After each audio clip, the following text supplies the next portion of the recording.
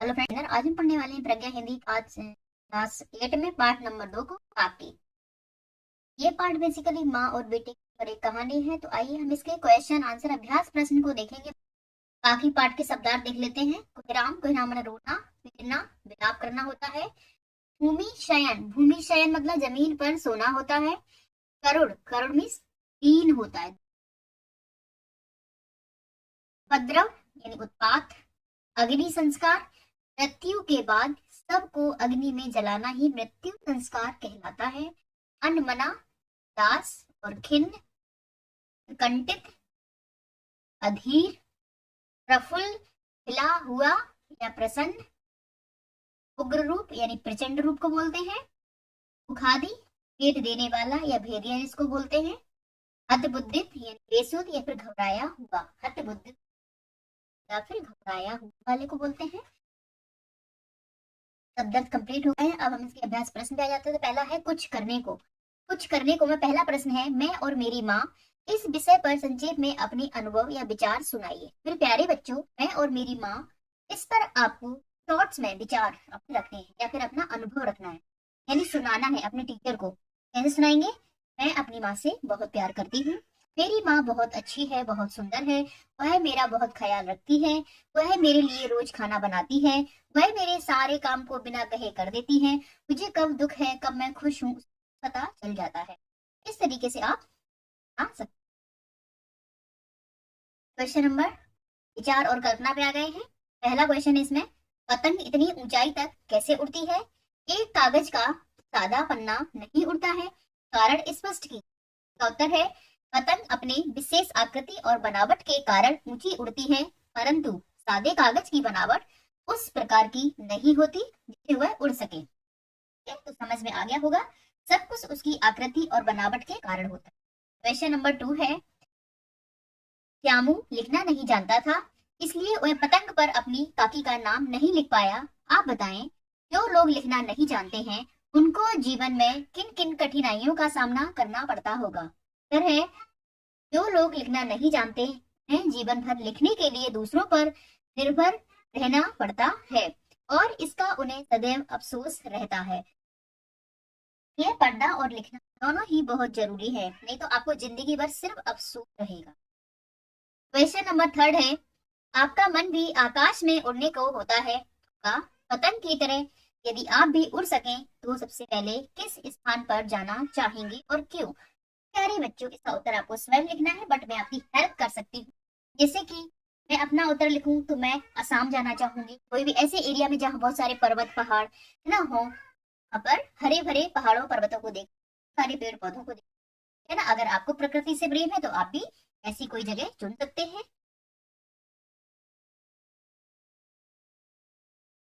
Question number 4 है, पाठ में आपने पढ़ा कि श्यामू ने व्यवस्था में अपने दादी की कोट के जेब से पैसे निकाल लिए थे। आपके विचार से ऐसा करना उचित था अथवा अनुचित? कारण भी बताएं। तो थोड़ा बड़ा है इसका। श्यामू एक छोटा सा बालक था। वह अपने पिता से डरता भी था। अपनी स्वर्गवासिनी माँ के अत्यधिक स्नेह से पिता की कोट के जेब से पैसे निकाल लेने को मजबूर किया। वह इतना नादान था कि वह यह भी नहीं मालूम था कि उसकी माँ मर चुकी और माँ तक पतंग नहीं जा सकती। उसे उचित अनुचित का ज्ञान नहीं था। वह एक निर्बोध बालक था, इसलिए पिता की जेब से पैसे निकाल लेना इस दृष्टिकोण से अनुचित कहा जाता। क्वेश्चन नंबर, हम पाठ से आ गए हैं। पहला प्रश्न है इसमें, समूह का खा से नामों को छांटकर समूह का से संबंधित शब्दों के सम्मुख लिखिए। समूह का है, समूह खा है।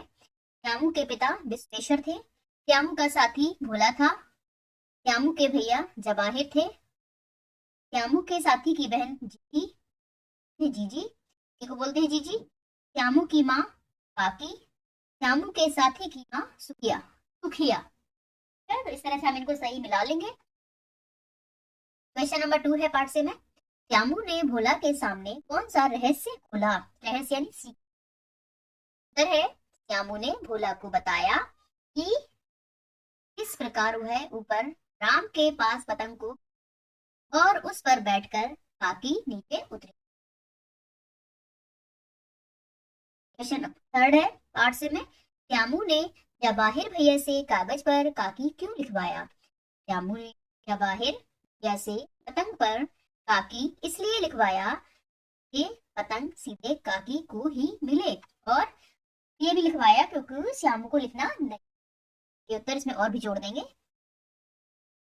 क्वेश्चन नंबर 4 है पाठ से, उड़ती हुई पतंग को देखकर क्या सोचकर श्यामू का हृदय एकदम खिल उठा? उत्तर है, उड़ती पतंग को देखकर श्यामू के मन में विचार आया कि वह एक पतंग ऊपर भेजेगा, इस पर बैठकर काकी नीचे कर आएंगी। लिख गया है, बैठ कर लिख लीजिएगा, डब आई की मात्रा आएगी। यह सोचकर उसका हृदय एकदम खिल उठा।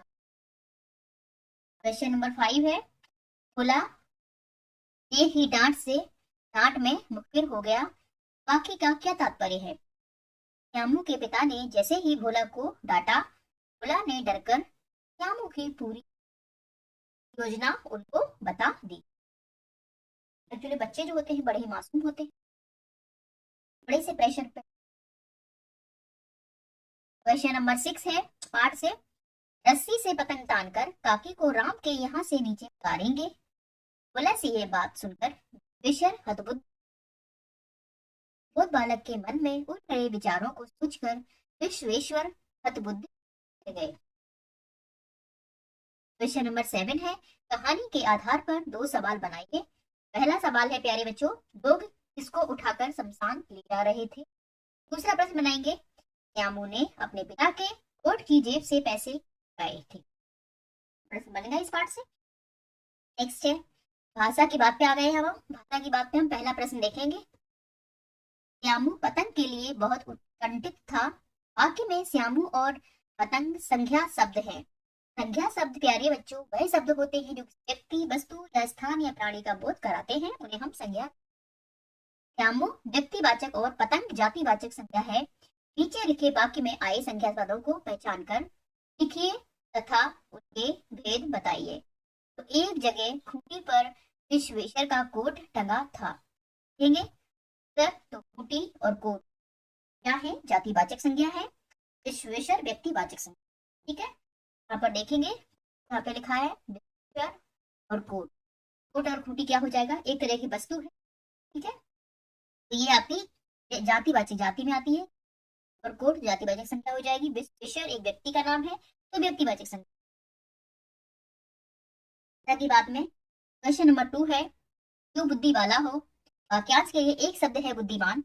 इसी प्रकार नीचे वाक्यांशों के लिए एक एक शब्द लिखिए। देखेंगे क्या है, इस पर विश्वास ना किया जा सके तो अविश्वसनीय होता है। क्या है, इसका स्वर्गवास हो गया हो, स्वर्गीय होते हैं। क्या है, जो अपने मन को एकाग्र रखता हो, एकाग्रचित होते हैं। क्या है, वह स्थान जहाँ सब जलाए जाते हैं, स्थान बोलते हैं। ठीक है, इस तरह हमने वाक्यांश के लिए एक शब्द लिख लिया। क्वेश्चन नंबर 3 पे मूव करेंगे। निम्नलिखित मुहावरों के अर्थ बताइए और अपने वाक्यों में प्रयोग कीजिए। पहले हम देखेंगे, राम बचाना का अर्थ होता है बहुत शोर शराबा करना। वाक्य प्रयोग लिखेंगे इस पे। ट्रेन में बम की अफवाह सुनकर यात्रियों में राम मच गया। दूसरा है हृदय का खिलना का अर्थ होता है प्रसन्न होना। वाक्य प्रयोग देखेंगे इसका। बेटे को जिला अधिकारी बनता देख पिता का हृदय खिल उठा।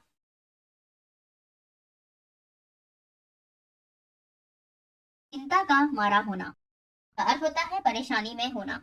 वाक्य प्रयोग देखेंगे इसका। अचानक तेज बारिश होने से किसान चिंता के मारे सो ना सका। नेक्स्ट है रहस्य खोलना, सच सामने। वाक्य प्रयोग है, हत्या का रहस्य खुल जाने पर हत्यारा पकड़ा गया। हत बुद्धि क्या होता है? अचंभे में पड़ना। वाक्य प्रयोग, भोला से श्यामू की बात सुनकर विश्वेश्वर हत बुद्धि। क्वेश्चन नंबर 4 है भाषा की बात का। समझदार शब्द में समझ संज्ञा है, उसमें दार प्रत्यय लगाकर, समझ क्या है? समझ आपकी संज्ञा है और दार क्या है? प्रत्यय लगाकर विशेषण पद बना दिया गया है। संज्ञा शब्दों में दार, एक, इत, ही, वान और वान आदि प्रत्ययों को लगाने से विशेषण शब्द बनता है। नीचे लिखे शब्दों में उचित प्रत्यय लगाकर विशेषण शब्द बनाइए। विशेषण शब्द वो शब्द होते हैं जो इसका बताते हैं। ठीक है, तो फटाफट। बुद्धि, बुद्धिमान हो जाएगा। बुद्धिमान एक व्यक्ति की विशेषता होती है। चौकी, चौकीदार होता है तो चौकीदार हो जाएगा। उपद्रव, तो उपद्रव प्लस उपद्रवी हो जाएगा, ई प्रत्यय लग जाएगा। करुण में करुण प्लस ई, करुणीय हो जाएगा, ई प्रत्यय हो गया। बल प्लस वान, तो बलवान, वान प्रत्यय लग गया इसमें और बलवान हो गया।